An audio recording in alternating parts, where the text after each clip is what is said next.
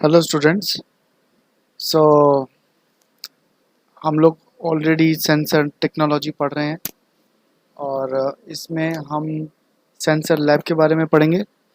सो sensor interfacing lab basically इस lab में हम सेंसर्स को कैसे इंटरफेस करते हैं by mean for with microcontroller और माइक्रो प्रोसेसर, हम उसके बारे में देखेंगे। तो बेसिकली मैं आप अभी जो आप देख रहे हैं स्क्रीन पे वो आपके आपका लैब मैनुअल है। ये मैं आपसे शेयर कर दूंगा। इस लैब मैनुअल को आप उसे देख सकते हैं, पढ़ सकते हैं, और अगर कोई प्रॉब्लम आए तो आप मेरे से शेयर कर सकते हैं उस प्रॉब्लम को। मैं उसको रिजॉल्व करने की पूरी कोशिश करूंगा। सो इस लैब का नाम है सेंसर इंटरफेसिंग लैब। इसका कोड है PC559। So as you know me, I am doctor Gaurav Verma. So I will tell you that what is sensor interfacing lab and how it works. And firstly, let us come on the course outcomes. So understanding of different launch pads. अच्छा, अब इसमें हम क्या कर रहे हैं, हमारे पास जो सेंसर्स हैं, बेसिकली मैंने इस लैब में एक ही सेंसर लिया है। आप कितने भी सेंसर्स ले सकते हैं, कोई भी सेंसर ले सकते हैं। और बस आपको उसको किस तरह से इंटरफेस करना है, आपको उसके बारे में पता होना चाहिए। अब पॉइंट ये है कि कोई भी सेंसर या तो एनालॉग सेंसर होता है या डिजिटल सेंसर होता है। तो एनालॉग सेंसर है तो वो आउटपुट में एनालॉग आउटपुट देगा, और उस एनालॉग आउटपुट को आपको उसके आप अगर कोई भी micro controller micro processor use कर रहे हैं तो उसकी एनालॉग पिन पे उसको देना होगा। और अगर डिजिटल सेंसर है तो आपको उसकी डिजिटल पिन पे देना होगा। तो आपने ऑर्डिनो का नाम सुना होगा, ऑर्डिनो पे कई बच्चों ने काम भी किया होगा।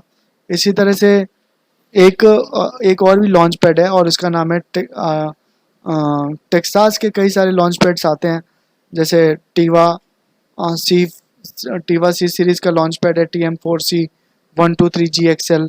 और भी कई सारे हैं, मैं अभी आपसे डिस्कस करूँगा। और हम इसमें टेक्सास इंस्ट्रूमेंट्स के जो लॉन्च पैड्स हैं उनका यूज़ करके आपको सेंसर इंटरफेसिंग कैसे होती है वो बताएंगे। सो इसमें सबसे पहले आपका जो कोर्स आउटकम है वो क्या है वो देख लेते हैं। तो it is understanding of different launch pads, analysis of sensors, interfacing with launch pads, analysis of data storage of sensors on cloud in using these launch pads, understanding and analysis of Arduino. And successful completion of this course will act as a foundation of for IoT embedded and robotics based project implementation। अच्छा, आप बच्चे जो embedded and robotics के students हैं, मेरे पास आपके लिए इस लैब में बताने के लिए काफ़ी कुछ है। और मैं खुद काफ़ी सारे प्रोजेक्ट्स जो हैं वो आईओटी पे, एम्बेडेड सिस्टम्स पे करता रहता हूँ। तो आप लोगों को अगर कोई भी किसी भी तरह की कोई प्रॉब्लम आती है तो आप मेरे से पूछ सकते हैं। अगर आपको किसी भी तरह की कोई प्रैक्टिकल प्रॉब्लम आती है, कोई प्रोजेक्ट इम्प्लीमेंट करना है या किसी भी चीज़ में कोई दिक्कत आ रही है तो आप मेरे से गाइडेंस ले सकते हैं। तो इसमें कोई भी प्रॉब्लम नहीं है।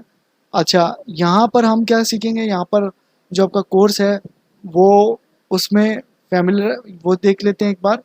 फैमिलराइजेशन of Tiva C series 1 2 launch pad. इसमें हम TM4C123GXL के बारे में देखेंगे।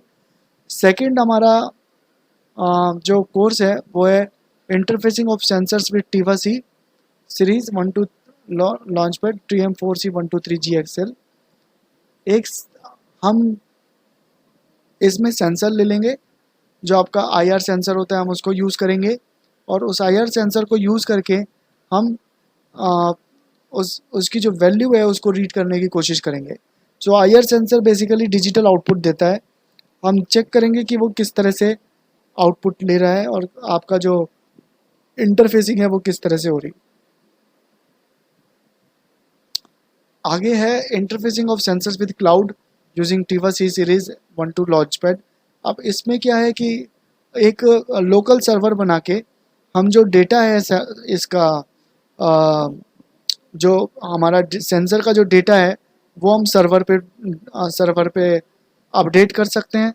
हम चाहें तो आईओटी का भी यूज़ कर सकते हैं, लेकिन हम यहाँ पर इस वाले केस में हम लोकल सर्वर पे डेटा अपडेट करेंगे।